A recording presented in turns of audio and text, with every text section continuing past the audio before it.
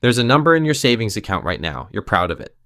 You built it slowly, one skipped dinner and one quiet sacrifice at a time, watching it climb like proof that you were finally doing this right. And every single day, without you noticing, it is getting smaller. Not the number might even be growing. What's shrinking is something the number can never show you. It's the amount of real life that money can actually buy. So what if the most responsible thing you were ever told to do is the exact thing keeping you stuck? You've heard the word inflation. It sounds like a headline, something that happens to economies, not to you. But inflation just means this. Prices slowly rise, so every dollar you own buys a little less than it did the year before. The dollar in your hand is the same dollar. The world around it quietly raised its prices. Think about what a loaf of bread cost when you were a kid. Think about a movie ticket, a gallon of gas. The dollar bill didn't change at all. What it could carry home changed completely. Economists have a cleaner phrase for this.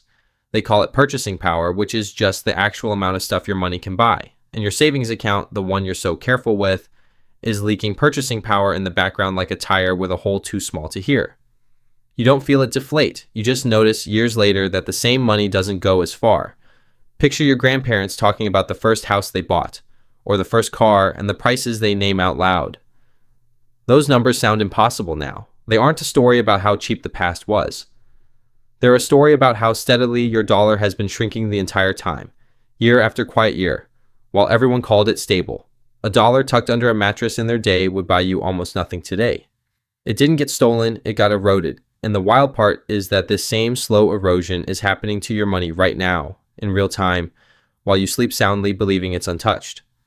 Here's where it gets strange. A bank might pay you a small amount of interest to hold your money. That sounds like growth. That sounds safe. But there are two kinds of growth, and only one of them is real. The first kind is the number on the screen going up. Economists call that your nominal return, which is just the raw figure before reality touches it. The second kind is what's left after inflation takes its cut. And that's your real return, the only number that actually feeds you, clothes you, or carries you into retirement. For most ordinary savings accounts, once inflation is subtracted, the real return is negative. Read that again slowly. You are paying a little every year for the privilege of keeping your money perfectly still. So why do almost all of us do it anyway?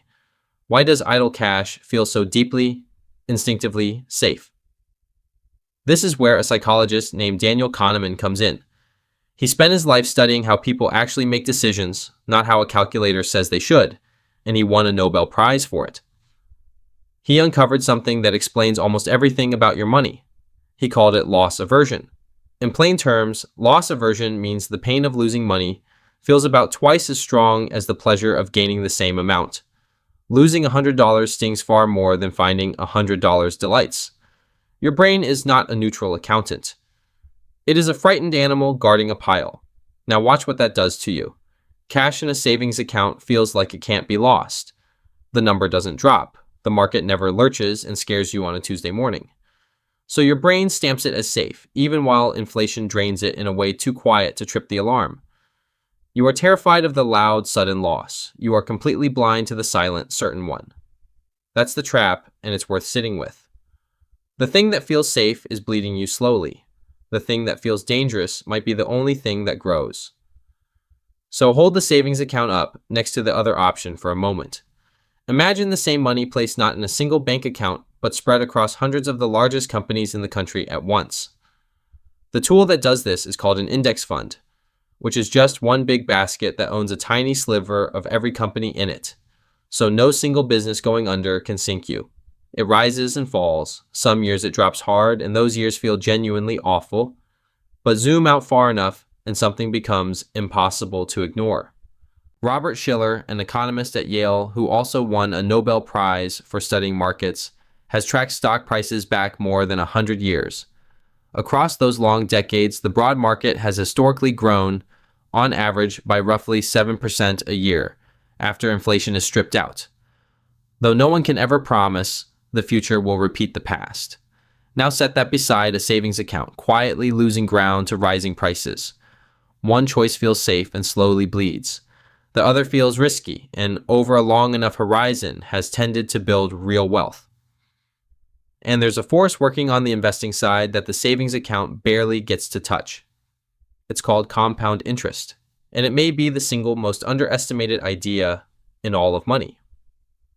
Compound interest just means this: your money earns a return, then that return earns its own return, then those earnings earn even more. It's a snowball, tiny at the top of the hill, absurd at the bottom. Picture two people, same income, same age, same discipline. One hides $10,000 in a savings account and guards it. The other puts $10,000 into that broad index basket and simply forgets about it. After a year or two, the gap between them is small, almost not worth mentioning. After 30 years, assuming a long-run average roughly like the one history has offered, the gap isn't a gap anymore. It's a canyon. One person protected the number on the screen. The other protected the purchasing power and let it multiply. These are illustrations, not promises. Markets don't move in straight lines, and any single decade can disappoint you badly. But the direction of the lesson holds, and the direction is the whole point. So why does almost no one feel this difference in their gut? Part of the answer comes from Richard Thaler, another Nobel winner who studied something he named mental accounting. Mental accounting is the quiet habit of sorting money into separate jars inside your head. This jar is labeled savings, and it feels safe and untouchable. That jar is labeled investing, and it feels scary and reckless. Then you treat the jars as if they obey different laws of physics. But inflation doesn't respect your labels. It reaches into the jar marked safe exactly as easily as the one marked risky. The word you wrote on the money does nothing to protect it. It only changes how you feel while you watch it shrink. Have you ever noticed how calm it feels to see a fat savings balance, and how sick it feels to watch an investment dip 10% in a week? That exact feeling is the mechanism working against you. The writer Morgan Housel says it plainly. Doing well with money has surprisingly little to do with how smart you are, and almost everything to do with how you behave. The person who can sit still through one terrifying year often ends up miles ahead of the person who knows far more but panics and sells at the bottom. Knowledge isn't the edge. Temperament is the edge. Now, none of this means cash is your enemy. You need some of it, and you need it badly. You need money you can reach instantly when the car dies or the job vanishes, and the word for that is liquidity, which simply means how fast you can turn something into spendable cash without taking a loss. An emergency fund is not a failure of strategy. It's the solid floor that lets you take smart risks everywhere else without fear cracking you in half. So the mistake was never keeping cash. The mistake is keeping all of it there forever, mistaking a parking spot for a final destination. There's even research about the far end of this whole journey, the day the saving is finally supposed to pay you back. A well-known analysis, often called the Trinity study, looked at how much a person could safely pull out of their investments every year in retirement without running out of money before they ran out of life. The answer it pointed toward was steadier than you'd expect, somewhere in the range of 4% a year. But here's the part people skip. That cushion only existed for people who had let their money grow in the market for decades. The person who kept everything in cash never even reaches the starting line of that question. They run dry long before they get to ask it. Which brings us to the idea that quietly ties all of this together, and it has a name too. It's called opportunity cost, and it means the value of the thing you gave up by choosing something else instead. Every dollar sitting idle in a near zero account isn't only losing a little to inflation. It's also losing every bit of growth it could have earned somewhere else over all those years. That is the true price of safe, not the loss you can see on a statement. The growth you will never even know you missed. Even Warren Buffett, a man who deliberately holds mountains of cash for safety and patience, built his entire fortune by refusing to let the rest of it sit still. He let it work. He let it compound. He let time do the one thing only time can do. So look at your own accounts tonight. Look at the balance you've been so carefully protecting, and ask it a question you've probably never thought to ask. Is this money resting, or is this money retreating?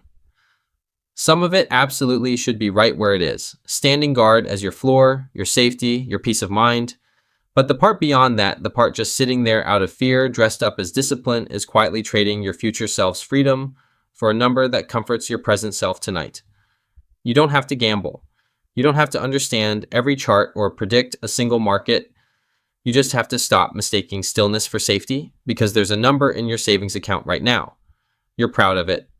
And the most powerful money decision you can make this week is to look closely and finally see which part of it is keeping you safe and which part of it has been quietly keeping you poor.